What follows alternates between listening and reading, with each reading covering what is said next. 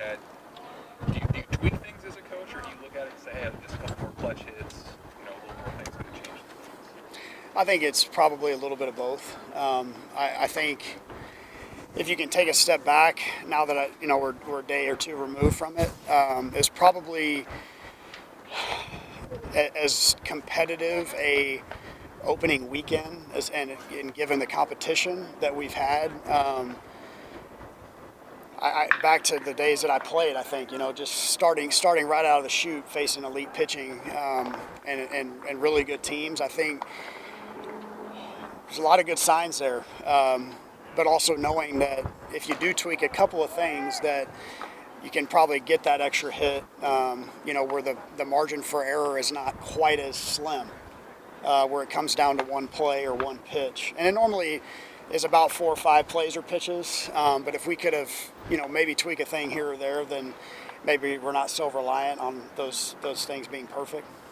When you talk about those tweaks, is that lineup tweaks? Is that bullpen usage? Probably both, yeah. I wouldn't say lineup tweaks as much as just tightening up the screws a little bit with some of the offensive approaches. And then obviously, just there's a lot of guys that threw really well this weekend. And we didn't finish off a couple of games. So just figuring out which pieces of the puzzle are going to fit. And we knew that coming into it, right? I mean, there's a lot of pieces there until you actually get out there and face another team, and let alone, a team that, of the caliber that we faced, like you don't know what you're going to get. So there's some good and some not so good in there, but there's a lot of positives to take out of it.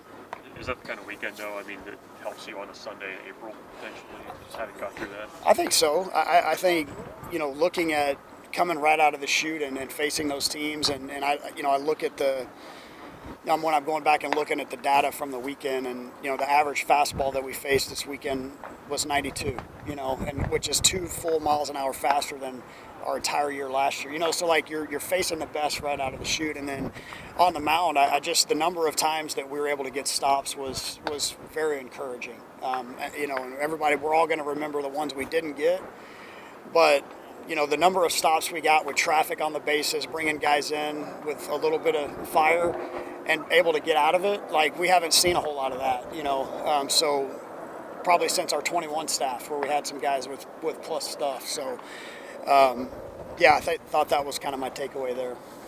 I guess going into a season, how much time do you kind of need to really kind of suss out the bullpen roles, and when you bring in guys and who's comfortable with what? You need to see that a couple times, yeah, to know? Probably.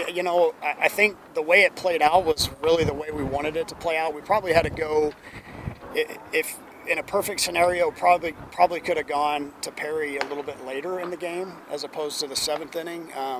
Felt like we got a little behind in the middle innings there, but I think the way that it played out was really the way we wanted it to play out. Where there weren't a whole lot of situations where we had to bring relievers in with 2nd and 3rd, no outs, or bases loaded, 1 out.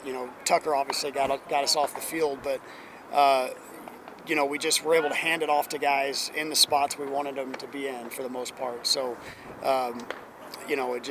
they got us there in the late innings. Left-handed hitter took a great swing off KP.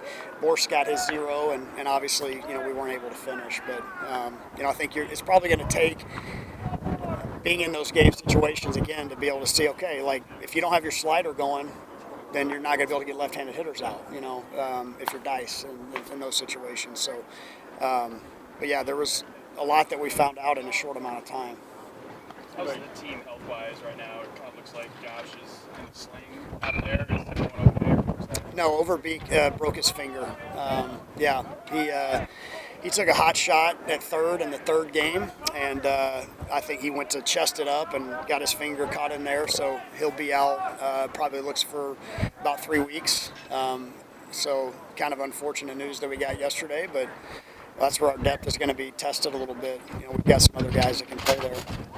And who will fill in for him there at third base? Well, you've got some guys like, we didn't see Dylan Huft this weekend. He was our starting third baseman in both the scrimmages and the fall. Rhett Stokes has played third base. Ben Columbus can play third base. Bryce Hughes can play third base. So we've got some guys that can do it.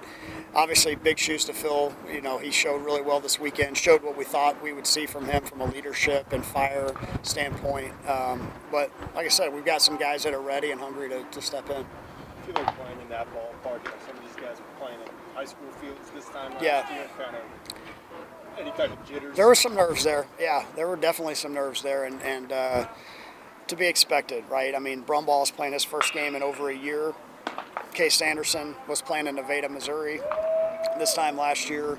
A lot of these guys they weren't quite, ready for that, but they were thrown into it, and I thought they showed well. I mean, there were some things that they did very positively. And are you ever really going to be ready to step in a big league ballpark? I mean, it's whether you're a senior or a freshman. I mean, there's going to be jitters there. If there's not, then it means you don't care enough. Some of those early tests, obviously, you talked a little bit about Tucker being an opportunity to kind of work out of the jam. Did you feel it was important for him to get that opportunity in a high-leverage situation so early in the season? Yeah, and he got indoctrinated pretty quick. His first out, I think the first hitter he faced, hits a double, and they hit some balls hard off of him, and then. We knew we were just going to use him for a fire spot on Sunday, and he came in, and I mean, just more movement on the fastball. You could tell. I think the first day he was nervous, and he threw through his sink. I mean, he's best when he's got the hard sinker going, and you could see that he was throwing 93 with power sink there. That's what we're more accustomed to seeing. So you could tell he had been in the fire and was able to kind of get those nerves out of the way, and then he got in a bases loaded situation and did his thing. So. With all those nerves kind of maybe shaking out a little bit, just how do you kind of view this upcoming weekend? Well, it's going to be a huge test. I mean, geez, they're undefeated. The Grand Canyon is, and beat some name opponents this weekend. They've got a really good pitching staff and a lot of tough left-handed hitters. So it's going to be a really good test. And they got a beautiful ballpark. It's going to be a great setting. We're going to play 3 night games. Should have good crowds there. A lot of pro Nebraska crowds this weekend, so that part of it, most of the fans were cheering for us, it felt like. So first time for a true road setting, so going to be a good challenge for our guys. Do you have a sense of what the rotation should be over a 4-game series like that? Yeah, we're still kind of working through that to see for sure what we're going to do. May see what they have. They have a game today before they announce what they're going to do, so we may kind of just go from there on that one. Climate, I mean, you got a dome at Globe Life Field. It's a little windy here in Nebraska. You head down to Phoenix, a little drier in the air. Yeah. Are you guys doing anything different to prepare for that, or is it just kind of business as normal? We'll get a practice there tomorrow, so we'll fly out tomorrow and practice there tomorrow night. But they have a pretty big ballpark too. I mean, the ballpark this weekend is pretty vast, and I think they've got a really big left field, and it's kind of a graveyard to that side of the field. So better hit a bunch of line drives. Short porch might help a little. I guess we'll find out. I've never been there before, but we'll find out. Hey, what's the challenge for a guy like Gabe, who goes from kind of the walk-on trying to prove himself to now he's kind of a more established guy, just making that transition into more of a veteran guy? What's the challenge? Yeah, I think he's kind of been a slow starter a little bit. Even in the preseason, he was a little slow to get started, and same thing last year, probably why he wasn't in the lineup, and he only got one at-bat the first weekend last year. Just a little bit of a slow starter. I think once he kind of gets in the groove, I don't think he's a guy that's really going to overthink it too much. Just needs to get back in the competitive setting, and I think he'll start to find some barrels, and again, it was a tough test. I mean, our right-handed hitters did not fare well this weekend as a whole, and that's something that, talking about some of those tweaks, there's little things that I think we can do to kind of tighten up the screws there with that. What did you see out of Dylan at shortstop this last weekend, and how have you seen him transition? How's his transition? Yeah, he had a little bit of growing pains in some areas, but I thought he made a huge play to get us off the field in the 8th inning of the Tech game. I like how he commanded the defense. I think just the more he plays there, the more confident he's going to get. I mean, he's got everything you need to go be great there.